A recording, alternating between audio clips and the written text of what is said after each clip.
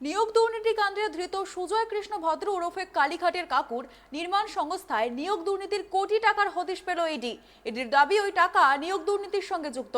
তদন্তকারীদের হাতে তথ্য এসেছে 2019-20 সালে ওই সংস্থার অ্যাকাউন্টে সরাসরি নগদে জমা পড়েছে 1 কোটি টাকারও বেশি অর্থ।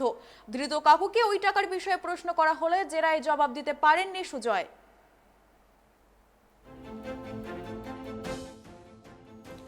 সুজয় কৃষ্ণ ভদ্র ওরফে কালীঘাটের কাকুর নির্মাণ সংস্থায় নিয়োগ দুর্নীতির কোটি টাকার হদিশ পেল ইডি।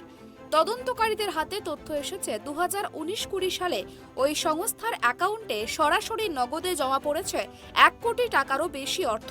ইডির দাবি ওই টাকা নিয়োগ দুর্নীতির সঙ্গে যুক্ত। সেক্ষেত্রে কাকু যে দুর্নীতির কালো টাকা সাদা করতে এই পন্থা নিয়েছিলেন তা এক প্রকার নিশ্চিত তদন্তকারীরা বলে জানা গিয়েছে। আরও সূত্র মারফত জানা গিয়েছে কোথা থেকে জমা পড়লো এই টাকা জেরায় জবাব দিতে পারেননি সুজয় কৃষ্ণ ভদ্র।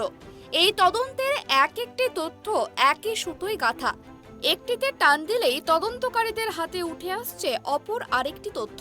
সুজয় কৃষ্ণ ভদ্রের সঙ্গে হুগলির বরাকরের প্রাক্তন তৃণমূল নেতা শান্তনু বন্দ্যোপাধ্যায়ের স্ত্রী প্রিয়াঙ্কার যোগসূত্র সামনে আসে।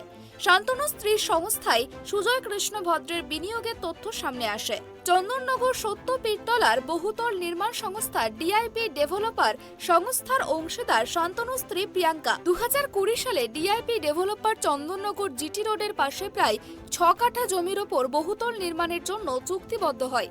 সূত্রের খবর, ডিআইপি ডেভেলপারের ব্যালেন্স শিটে দেখা গিয়েছে সুজয় কৃষ্ণ 40 লক্ষ টাকা বিনিয়োগ করেছেন। যদিও এর আগে নিজের সম্পত্তি বৃদ্ধি এবং বিভিন্ন সংস্থায় টাকা বিনিয়োগের প্রশ্ন শুনেই মেজাজ হারান কালীঘাটের কাকু ওরফে সুজয় কৃষ্ণ ভদ্র। দেশের দুই নামী শিল্পপতির উদাহরণ টেনে যুক্তি দিলেন, আদানি আম্বানির যদি কোটি কোটি টাকা থাকতে পারে তাহলে আমার বেলায় টাকার অঙ্ক নিয়ে এত প্রশ্ন কেন? আমার 200 কোটিও থাকতে পারে, তাতে কার কি এসে যায়? Bureau report, tribe TV.